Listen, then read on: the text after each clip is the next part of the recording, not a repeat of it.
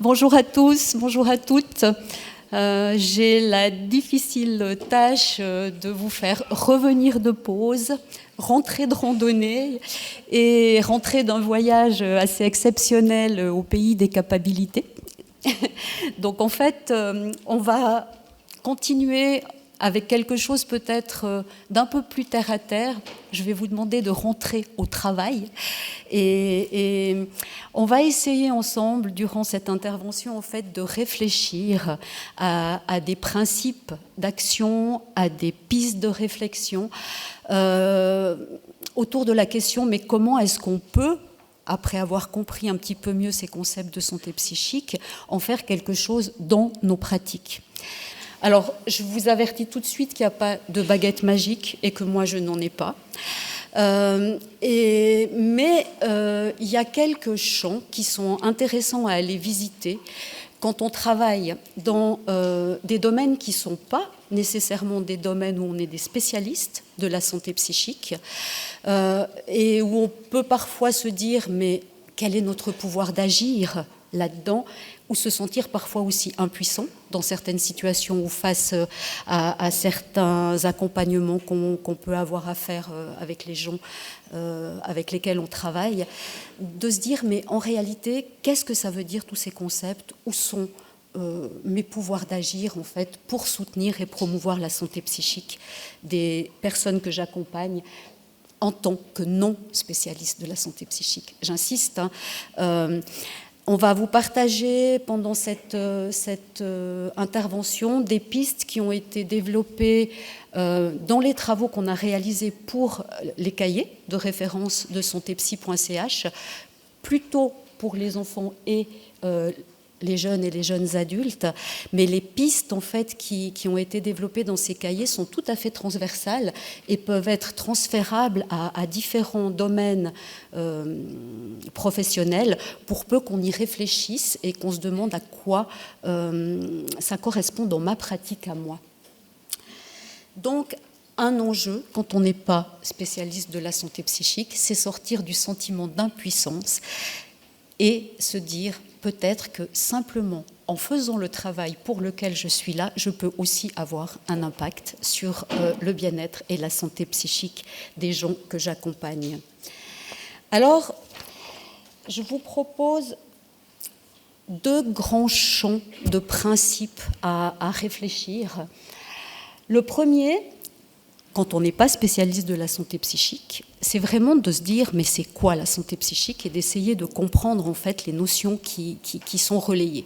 C'est très important parce que souvent on a des représentations très différentes de ce qu'il y a derrière cette notion de santé psychique. Et pour pouvoir travailler en santé psychique, il faut comprendre en fait de quoi elle est faite. C'est ce qu'on a essayé de faire un peu ce matin, c'est ce que Catherine Moulin a essayé d'amener, de faire comprendre un petit peu les différentes notions qui sont derrière la santé psychique. Et puis, le deuxième axe, c'est de malaxer ces principes pour se dire mais qu'est-ce que ça signifie pour mes pratiques ? Où est-ce que je peux intégrer ou travailler avec ces principes ? Et puis, surtout, comment je peux avoir des intentions pour, là où je suis, renforcer et soutenir la santé psychique des gens. Je parle bien d'intention consciente et pas d'objectif, parce que ça, c'est quelque chose qu'on entend souvent dans les différents domaines ou les différents secteurs. C'est mais nous, on ne peut pas rajouter encore des objectifs supplémentaires, ou ça va être compliqué, on n'a pas les outils. En fait, quand on n'est pas spécialiste, qu'on n'a pas à travailler spécifiquement sur ces thèmes-là, l'important c'est de se dire mais qu'est-ce que je peux faire là où je suis et quelle intention je peux avoir de manière consciente pour soutenir cette santé psychique. Alors, on va revenir sur quelques principes de la santé psychique qui ont déjà été évoqués en fait dans les deux conférences précédentes. On voit que la santé psychique, ça n'a pas vraiment à voir, en tout cas pas uniquement avec la maladie psychique. Promouvoir la santé psychique, c'est se demander comment est-ce que je peux soutenir le bien-être des personnes que j'accompagne, mais aussi le mien, dans toutes ces dimensions. La dimension physique, la dimension émotionnelle, la dimension sociale, psychique, mais aussi spirituelle. C'est se demander Comment, en tant que professionnel, je peux offrir des réponses de qualité aux besoins fondamentaux des gens, aux besoins fondamentaux de tout être humain. On va y revenir un peu plus tard sur ces besoins fondamentaux. C'est se demander comment je peux contribuer à favoriser l'équilibre entre les différentes dimensions de la vie et entre les ressources internes de la personne, les ressources externes et les contraintes ou les situations de vie que la personne rencontre et qui lui posent question ou problème, parce que la santé psychique, c'est une question d'équilibre. Il n'y a pas un point fixe où tout le monde est en santé psychique, on est tout le temps en train de naviguer à la recherche d'un équilibre entre différentes dimensions individuelles, environnementales, sociétales, comment on se positionne là-dedans. Donc c'est cette recherche d'équilibre. Ça a à voir aussi avec la question de comment est-ce que je peux contribuer à l'autonomie, à l'autodétermination et au développement des compétences de vie et des capacités d'adaptation qui sont nécessaires aux différentes personnes pour faire face aux situations de la vie. Et puis, ça a enfin à voir avec une réflexion autour de qu'est-ce que je peux faire dans mon environnement direct de travail pour le rendre promoteur de santé psychique. Vous voyez que je vous dis exactement la même chose que ce qui a été dit ce matin, de manière un peu différente, avec des mots qui ne sont pas tout à fait les mêmes, mais on retrouve tous les niveaux d'action. Et se demander ce qu'on peut faire, c'est interroger dans sa pratique comment on peut agir sur ces différents niveaux d'action. Je reviens avec un schéma que vous avez déjà vu, que Catherine Moulin vous a présenté ce matin. Mais un des premiers leviers et un des premiers pas à faire pour comprendre où on peut agir, c'est d'aller visiter ces facteurs, ces déterminants de la santé. Ces déterminants de la santé que Mainz a mis en forme de cette manière-là, vous voyez bien en fait leur dimension écosystémique. Il y a des facteurs individuels, biologiques, il y a des facteurs environnementaux et sociaux et des facteurs sociétaux.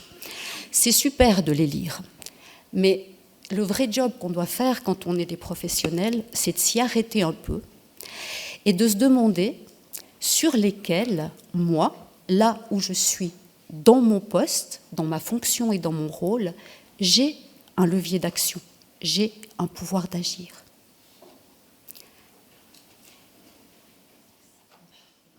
Merci. Alors, je vous propose de prendre un tout petit temps, chacun pour vous, chacune pour vous, pour les lire de manière consciente, ces facteurs, avec cette question dans votre tête. Comment ils résonnent chez moi par rapport à ma pratique professionnelle et à mon rôle et ma fonction ?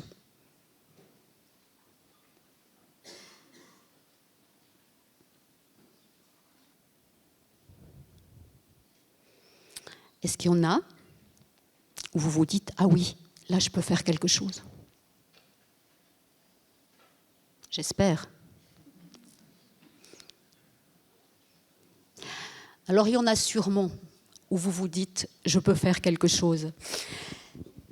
C'est souvent les facteurs qui sont en lien avec la dimension du soutien social. Quand on est des professionnels de l'éducation, de l'aide sociale, de l'accompagnement psychosocial, c'est souvent des facteurs qui sont en lien avec ce travail sur les compétences psychosociales, parce qu'en réalité, c'est presque les seuls facteurs sur lesquels on a un pouvoir d'agir au niveau de la personne, sur le renforcement de ses compétences. Les autres, ce sont plutôt des données, peut-être la santé physique un peu. On a un pouvoir d'agir sur le niveau d'éducation, parce qu'on peut être des vecteurs d'information, vraiment, on peut renforcer des compréhensions de certaines situations, donner des outils.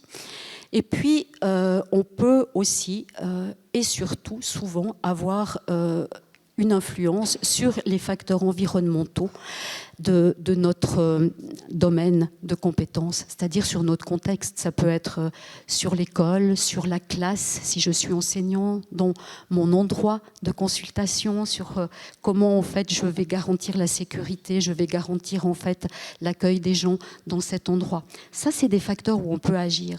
Ce qui est important, c'est d'identifier pour chacun et chacune d'entre vous où vous pouvez agir et où vous ne pouvez rien faire. Pourquoi ? Parce qu'on a tendance à s'épuiser souvent sur des choses où on ne peut pas agir. Et en fait, malheureusement, on n'a pas un pouvoir d'action direct sur tous ces facteurs. Il y en a certains peut-être sur lesquels vous avez un pouvoir d'action plus indirect. Vous êtes au contact de personnes, vous voyez leurs besoins. Vous avez la possibilité aussi d'être des relais de leurs paroles. Monsieur Bonvin a expliqué aussi l'importance en fait de donner des espaces de parole, de donner en fait la possibilité de s'exprimer des gens. Les gens souvent s'expriment peut-être dans vos consultations ou dans votre environnement, mais comment relayer leurs paroles et leurs besoins réels au niveau plus structurel, au niveau de l'institution. Là, vous avez aussi un pouvoir d'agir. Demandez-vous, en fait, en fonction de la réalité que vous vivez dans vos consultations, s'il y a des choses qui devraient être de manière plus forte, relayées au niveau de la structure ou de l'école ou de l'organisation qui vous emploie, pour faire changer aussi un certain nombre de choses.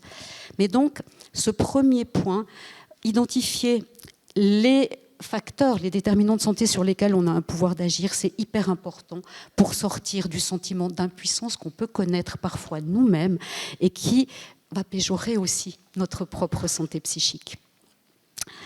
Alors, d'une fois qu'on a pris connaissance peut-être ou qu'on a un peu mieux identifié les facteurs sur lesquels on a un pouvoir d'agir là où on est, la vraie question c'est mais comment ? Comment ? Alors, de nouveau, moi, je n'ai pas de baguette magique. Je vais vous partager plus des réflexions ou mes réflexions autour de ça, qui sont aussi issues des réflexions des professionnels qui ont participé au cahier de référence qu'on a édité avec Santé Psy. Ça doit être des pistes que vous gardez avec vous pour les travailler, les digérer, les ingérer dans le contexte de votre propre pratique de soignant, de travailleurs sociaux, d'enseignants ou de décideurs aussi.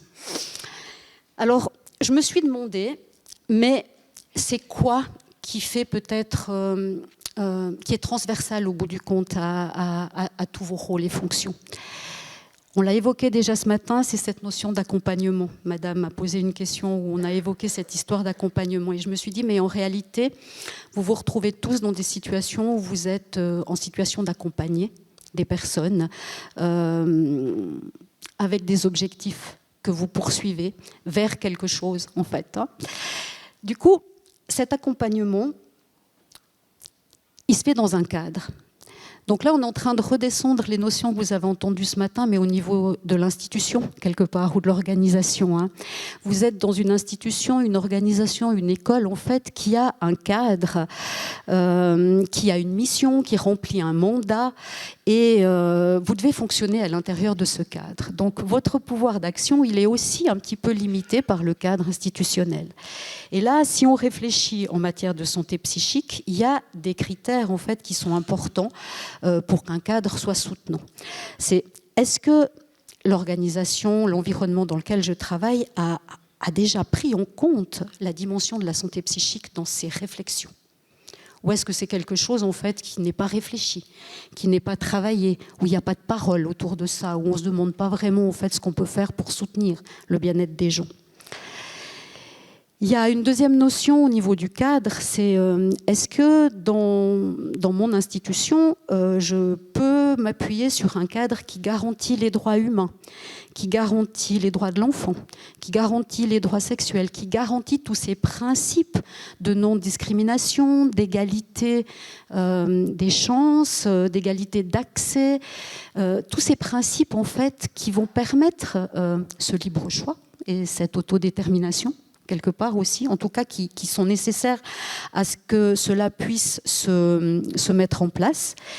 Et puis, il y a un dernier critère, c'est est-ce que mon institution, mon organisation a une réflexion, une pensée autour de la qualité, du climat de travail, du bien-être des professionnels, du bien-être des personnes accompagnées. Est-ce qu'il y a une réflexion sur l'équilibre vie privée, vie professionnelle ? Est-ce qu'il y a une réflexion sur les ressources nécessaires pour pouvoir accompagner cette dimension de la santé psychique en fait, auprès des personnes, etc. Tout ça, c'est une analyse que normalement toute organisation devrait faire si elle veut être promotrice de santé psychique. Après, il faut bien se rendre compte que vous n'avez pas nécessairement tous les mêmes chances par rapport à ça. Il y a des institutions qui vont peut-être avoir déjà mené des réflexions, mis en place des cadres qui sont soutenants, et d'autres un peu moins. Donc la tentation, c'est parfois de se dire comme professionnel, ouais, mais je peux rien faire, puisqu'en fait je ne suis pas soutenue, il n'y a pas les cadres. C'est clair que c'est une dimension importante, mais ce qui est aussi important de voir, c'est que là où vous avez votre pouvoir d'agir, c'est là où vous fonctionnez au quotidien. Donc en fait, où vous fonctionnez au quotidien, c'est dans cette fameuse relation d'accompagnement. Ça peut être l'accompagnement en fait, d'une classe, d'une année scolaire à une autre. Ça peut être l'accompagnement de jeunes qui entrent en institution jusqu'à ce qu'ils sortent de l'institution. Ça peut être l'accompagnement le temps d'un entretien psychosocial.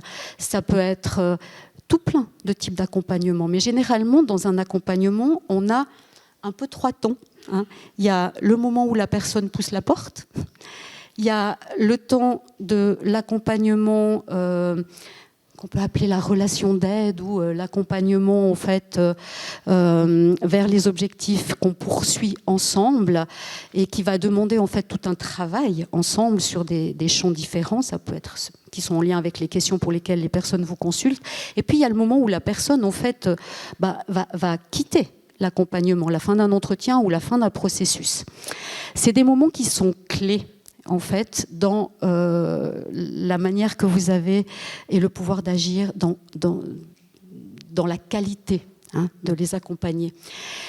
Quand la personne, elle pousse la porte, en fait, généralement, elle vit une situation où elle est face à une situation de vie qui la met en déséquilibre et elle a besoin d'un soutien quelque part pour retrouver un équilibre ou pour passer une étape ou pour passer un cap.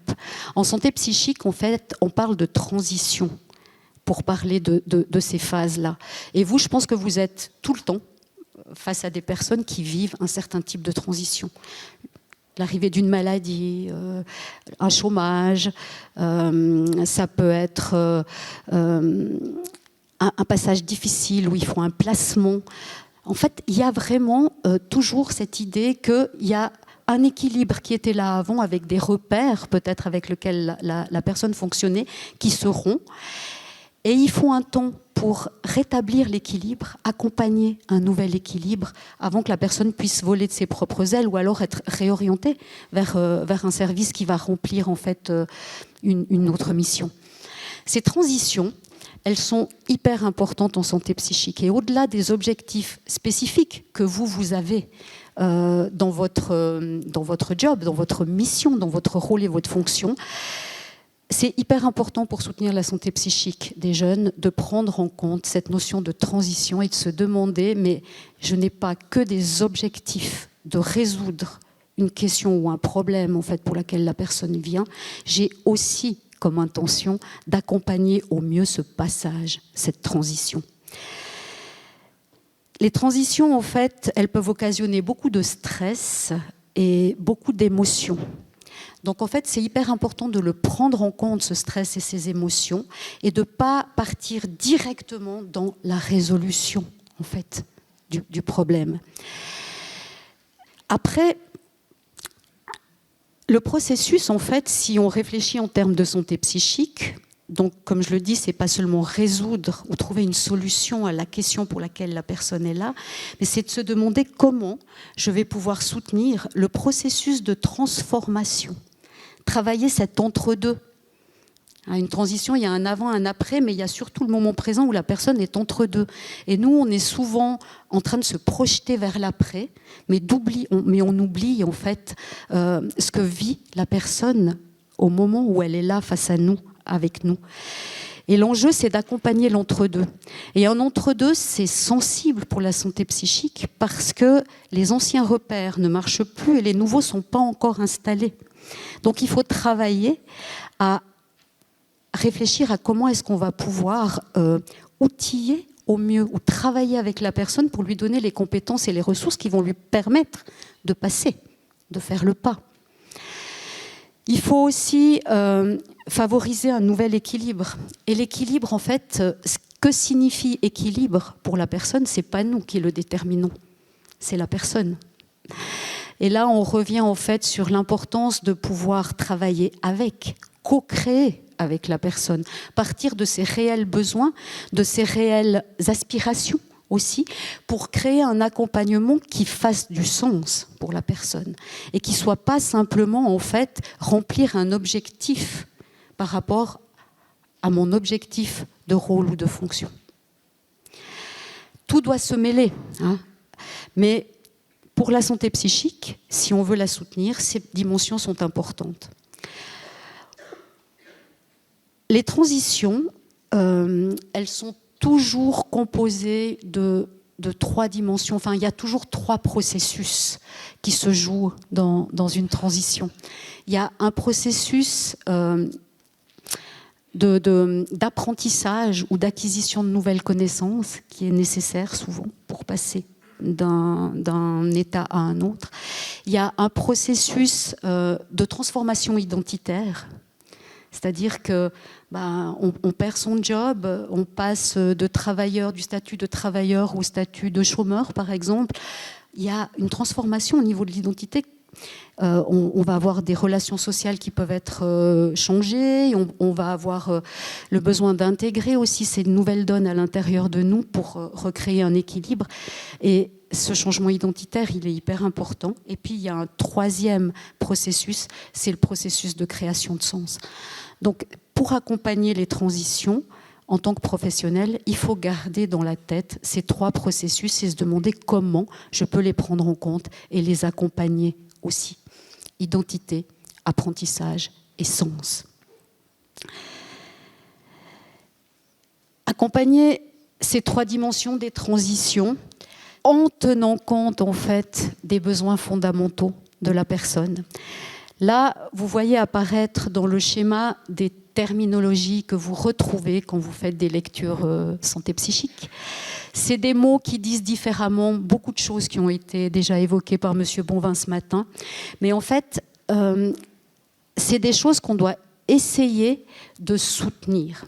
Le sentiment de sécurité, le sentiment de cohérence, le sentiment de lien social constructif, d'autonomie et d'auto-efficacité. C'est vraiment des principes du travail en promotion de la santé psychique.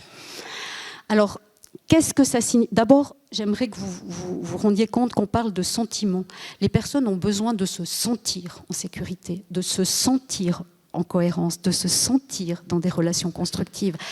C'est pas ce que nous, on imagine être la sécurité, la cohérence ou les relations qu'il leur faut. C'est comment eux vont percevoir en fait ces différents éléments qui est important. Donc ça va nous demander de les rejoindre là où ils sont et de sortir aussi de nos représentations pour faire ce travail de prise de distance de ce que nous on pense peut-être être bien pour nous, mais ce que nous on pense être bien pour nous, c'est pas nécessairement ce qui va pouvoir favoriser le bien-être de la personne. Donc se décentrer et essayer de travailler à partir des réels besoins et des objectifs des personnes. Le sentiment de sécurité, il a plusieurs niveaux. Le tout premier, qui est vraiment central en termes de santé psychique, c'est la sécurité affective et émotionnelle. C'est comment est-ce qu'on va pouvoir accueillir les états émotionnels et le stress, le ressenti de la personne en fait dans nos accompagnements. Ça, c'est central. Après, il y a un deuxième niveau de sécurité sur lequel vous pouvez aussi travailler et réfléchir, c'est le niveau de sécurité de l'environnement que vous leur proposez. Est-ce que c'est un environnement qui est protecteur ? Est-ce que c'est un environnement en fait où il n'y a pas de discrimination, où on peut garantir l'égalité? Tout ça, c'est de la sécurité de l'environnement. Alors il y a l'environnement institutionnel, mais il y a toujours l'environnement, en fait, l'espace dans lequel vous êtes en lien avec eux. Donc comment vous allez garantir ça dans cet espace ? Ça, c'est un réel pouvoir d'agir que vous avez. Dans une classe, le prof, il a un vrai pouvoir d'agir dans sa classe, même si l'école est moyennement soutenante, parce que c'est là qu'il est en relation avec ses élèves. Lié au sentiment, et il y a un troisième niveau en fait dans ce sentiment de sécurité aussi, c'est le le fait de savoir qu'on va recevoir du soutien, qu'on va recevoir du soutien social, qu'on va avoir accès à des ressources aussi dont on a besoin et qu'on va pouvoir avancer à son rythme avec ses compétences et ses ressources. L'histoire du rythme, c'est un gros dilemme qu'on a dans le travail d'accompagnement, c'est qu'en fait les rythmes institutionnels sont complètement, très souvent, incompatibles avec les rythmes individuels. Et on doit jongler en tant que professionnel à mélanger les deux parce qu'on a des contraintes à ce niveau-là et la personne a un autre rythme. Mais du coup, comment je peux garantir peut-être une sécurité à ce niveau-là pour laisser à la personne le temps nécessaire? Lié au sentiment de sécurité, il y a vraiment ce sentiment de cohérence. Une personne, pour pouvoir rentrer dans une démarche de transformation, pour pouvoir passer des étapes, elle a besoin de sentir qu'autour d'elle, les personnes qui sont là, les professionnels, sont cohérents. Ça veut dire quoi être cohérent? Ça aussi, c'est des choses qu'on a évoquées tout à l'heure, dont Catherine Moulin a parlé. La cohérence, c'est un peu trois axes. C'est je sais ce qu'on est en train de faire. J'ai des ressources où j'ai les moyens, je sais que j'ai les moyens, où je sais où trouver les moyens, où je sais qu'on va m'aider à avoir les moyens pour le faire.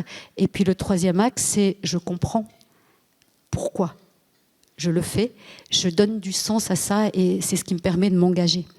Le sentiment de cohérence, en fait, on a un rôle important en tant que professionnel dans ce sentiment-là parce qu'on doit toujours se demander, en se décentrant, mais si j'étais à la place de l'autre, de quoi j'aurais besoin? Qu'est-ce que j'aurais besoin de comprendre?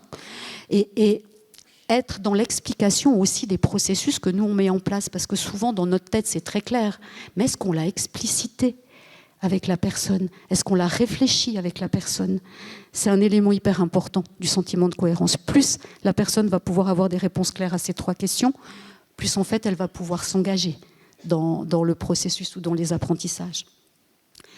Les relations constructives, on en a parlé déjà pas mal, mais c'est l'importance en fait, c'est l'importance à la fois de la présence du soutien social, mais dans une relation de professionnel à personne qu'on accompagne, c'est aussi comment moi je vais activer mes propres compétences pour accueillir vraiment la personne, sans la juger, sans discrimination, avoir cette attitude d'ouverture qui va créer la sécurité.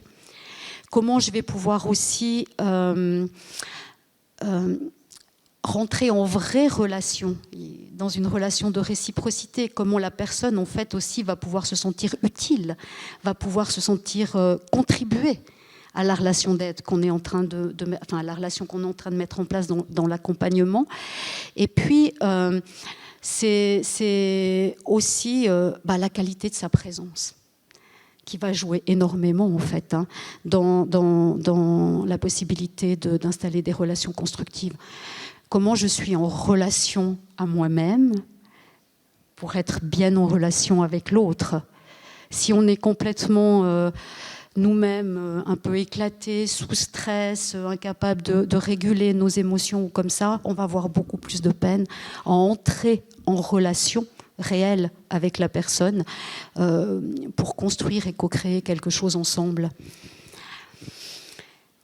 Le sentiment d'autonomie, je ne vais pas trop m'y attarder, on en a pas mal parlé en fait tout à l'heure avec Monsieur Bonvin, mais de dire qu'en fait dans les accompagnements, il peut prendre plusieurs couleurs en fait, ce sentiment d'autonomie. Il va passer par la possibilité d'exprimer sa singularité. Ça, c'est une autonomie. Parce que si je ne peux pas être qui je suis, ou qu'on me demande d'être quelqu'un d'autre, ou bien de rentrer dans des cases, l'autonomie, elle est déjà un petit peu fichue, elle n'est plus là. Donc la capacité de l'expression de soi dans sa singularité. Un deuxième axe, en fait, c'est comment est-ce qu'on va soutenir la personne dans ce sentiment d'être à l'origine, en fait, des décisions qu'elle prend pour elle. Ça, c'est parfois compliqué, mais c'est en tout cas pas en lui disant toujours ce qu'il faut faire ou en la mettant dans des approches très, très normatives, en fait, qu'on va réussir à travailler sur ce niveau-là du sentiment d'autonomie. Comment la personne, elle va pouvoir se sentir assez prise en compte, assez écoutée, assez entendue dans ses besoins pour pouvoir rejoindre peut-être une proposition, mais encore mieux faire elle-même des propositions pour l'accompagnement.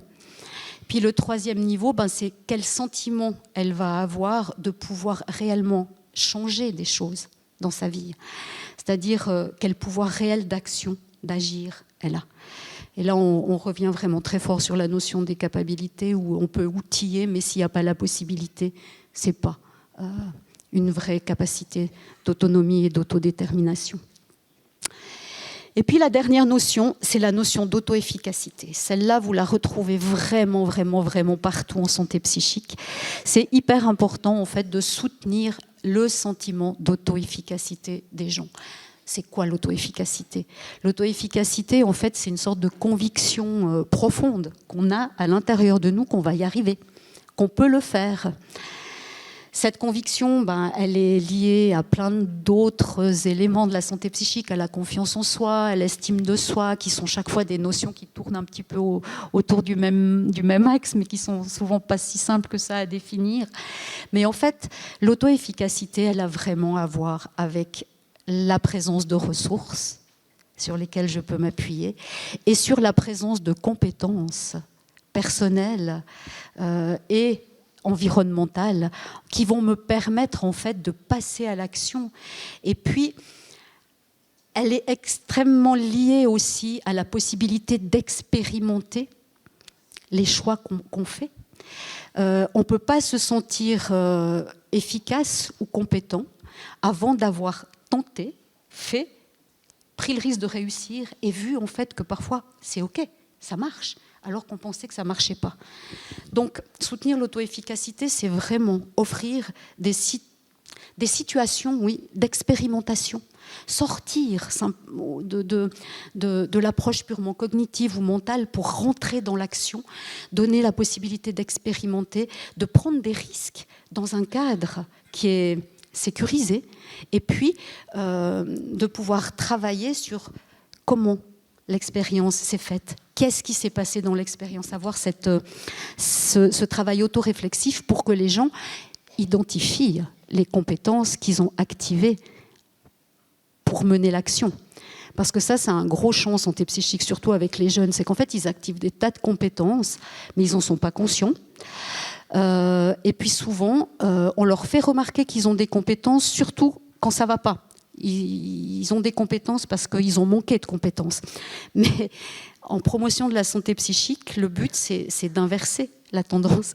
C'est de mettre en évidence les compétences qui ont soutenu en fait, une action qui a fonctionné et de travailler à cette intégration. Donc, si je continue avec mon petit schéma, ce que j'aimerais vous dire, c'est qu'il y a 3 grandes qualités à réfléchir, enfin 3 grands axes à réfléchir en fait quand on est des professionnels de l'accompagnement. C'est la qualité de mon accueil des gens, au moment où ils arrivent, mais à chaque fois, à chaque moment, comment j'accueille ce qui est là, comment je veux pas autre chose que ce qui est là pour travailler, et comment je vais créer la sécurité dans cet accueil. Ça, c'est central. Il n'y a pas une réponse unique. Vous avez des terrains d'action avec des pistes de réponse qui sont différentes, mais posez-vous les questions. C'est ça qui est important. La deuxième, c'est comment, dans la relation, dans l'accompagnement, dans la relation d'aide, je vais pouvoir créer une qualité suffisante pour qu'on puisse se rejoindre, la personne accompagnée et moi. Souvent, c'est moi qui doit faire l'effort de rejoindre la personne parce que dans sa situation de vulnérabilité ou de difficulté ou de transition, elle n'a pas les possibilités, elle, d'activer ses compétences. Donc, être conscient de la responsabilité qu'on a d'activer, nous, cette qualité de relation. Et puis, qu'est-ce que je peux faire pour aller la chercher dans ses aspirations, dans ses besoins, pour qu'on co-crée ensemble l'accompagnement et pas que j'impose au bout du compte une manière de faire qui est celle qui répond à mes besoins ou peut-être à la mission institutionnelle, parce qu'il y a aussi, on est aussi pris, nous, dans des conflits de loyauté entre ce qu'on aimerait faire et ce qu'on peut réellement. Hein. Et ça, c'est des vraies tensions. Mais demandez-vous, il est où mon pouvoir d'agir à moi là-dedans? Et puis, le dernier niveau de qualité, je dirais qu'il concerne en fait la qualité des apprentissages. C'est-à-dire comment vous allez valoriser les compétences des personnes, celles qui sont déjà présentes, comment vous allez aider à développer des connaissances ou des compétences qui sont nécessaires pour passer au bout du compte vers l'état où la personne souhaite aller. Et puis, comment surtout vous allez soutenir le transfert des apprentissages qui ont été faits. Ça, c'est quelque chose qu'on oublie très très souvent. On a l'impression que puisque ça a été fait, c'est bon. Mais en fait, n'oubliez pas qu'au moment où les personnes vont quitter, par exemple, votre consultation ou le système d'aide dans lequel elles ont été pour sortir, elles vont devoir être capables, quelque part, d'activer les connaissances et les compétences acquises toutes seules, de fonctionner de manière plus autonome pour aller demander de l'aide, pour faire face aux situations. Et en fait, plus vous allez mettre un accent sur comment transférer en fait ce qui a été travaillé, appris, co-créé pendant l'accompagnement, plus vous allez soutenir la transition aussi à la fin de l'accompagnement en fait, qui est celui que vous proposez. Et souvent, dans nos accompagnements, l'accueil et la clôture ne sont pas très bien pensés. On pense comment accompagner l'objectif de la mission institutionnelle, entre guillemets, mais comment est-ce qu'on entre, on accueille, comment est-ce qu'on termine et on favorise en fait l'orientation accompagnée, et puis comment on accompagne l'entre-deux, c'est-à-dire le flottement au moment où la personne est en face de nous. Ça, c'est des champs super importants en promotion de santé psychique. Ça va ? Alors, on va continuer un peu. En réalité, tout ce que je vous ai raconté, vous voyez bien qu'il n'y a pas de baguette magique et que ce n'est pas faire des trucs en plus ou faire autrement ou autre chose que ce que vous faites, mais c'est que votre vrai pouvoir d'agir, notre vrai pouvoir d'agir, il se situe essentiellement sur nos postures et sur les approches qu'on va proposer dans les accompagnements. C'est ça qu'il faut absolument réfléchir. Et en fait, cherchez pas à faire autre chose que ce pourquoi vous êtes là.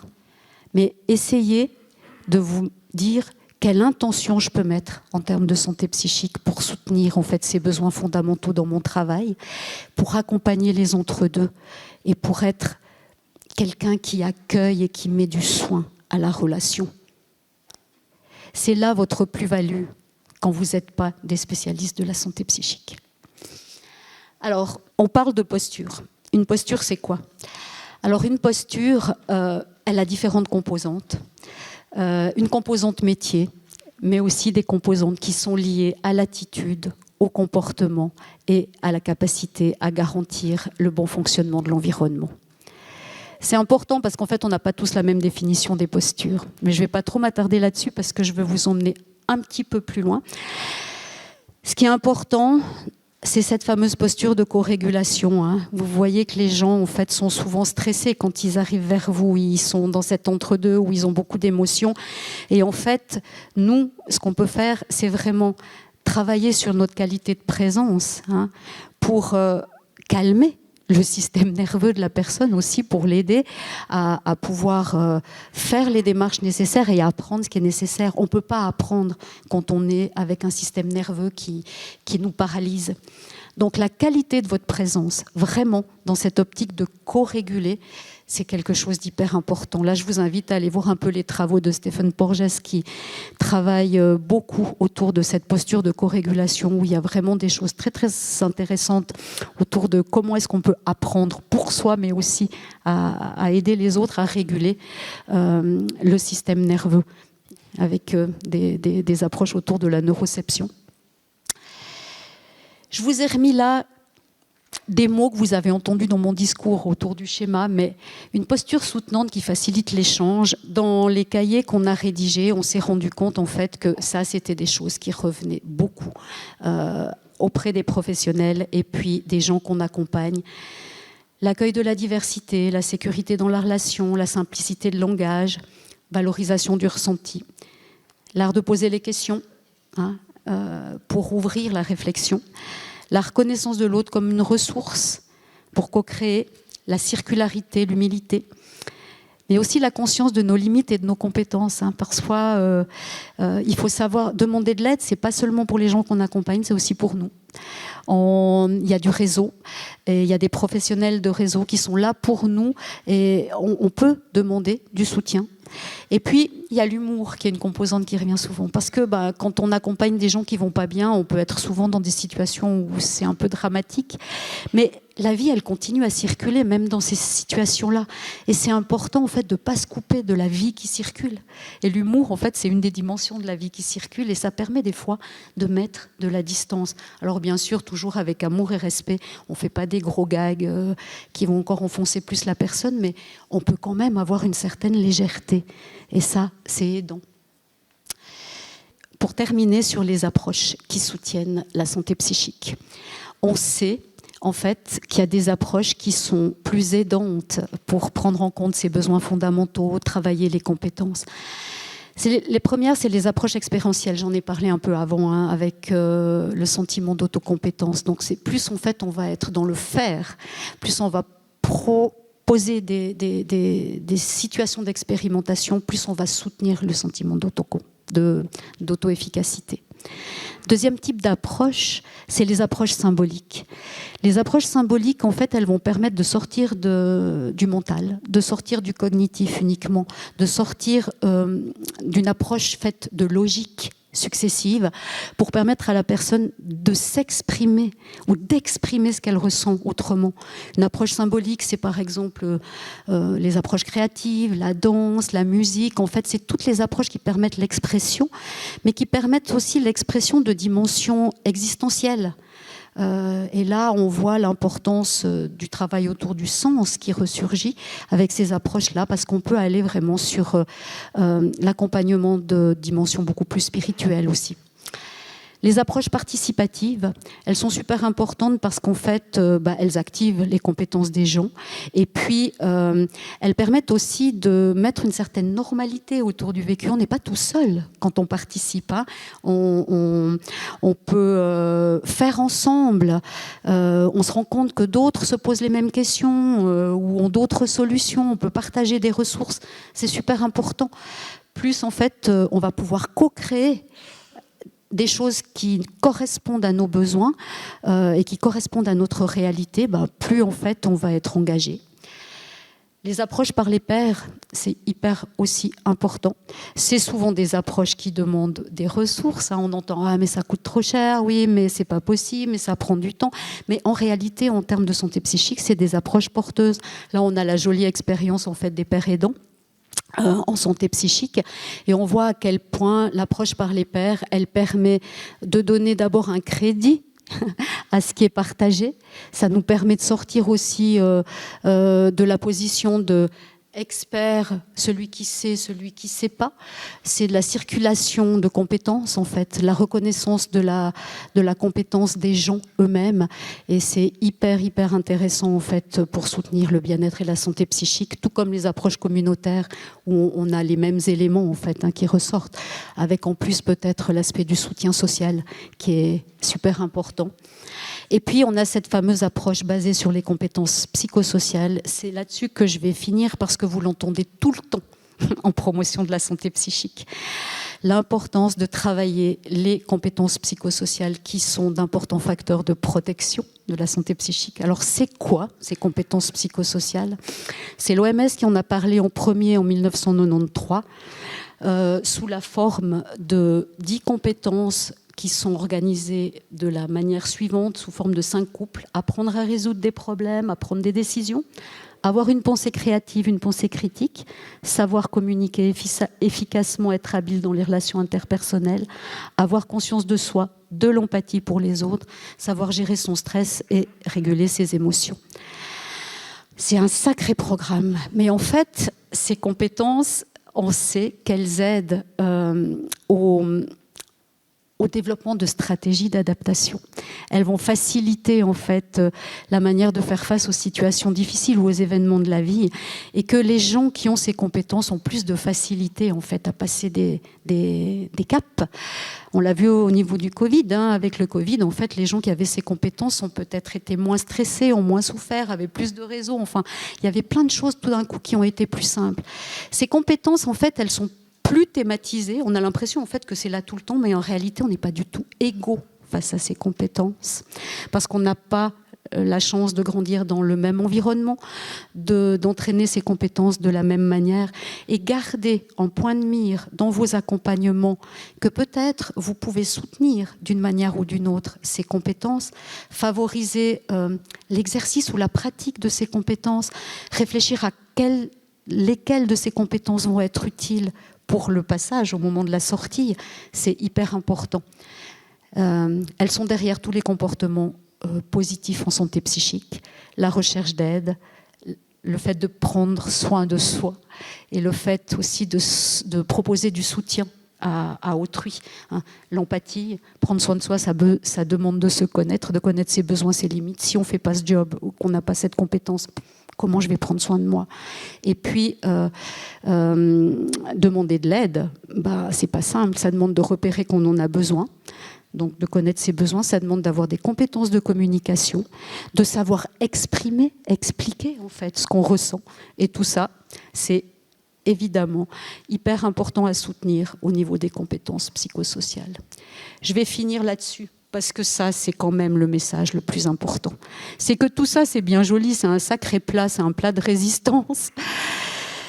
Le but, c'est pas de nous charger encore plus, c'est aussi de se dire que votre santé psychique, elle a un lien avec la santé psychique en fait, des gens que vous accompagnez. Et qu'on ne peut pas s'occuper de la santé psychique en fait, des autres si on ne s'occupe pas de la sienne, si on ne prend pas soin de soi. Prendre soin de soi, ce n'est pas être égoïste.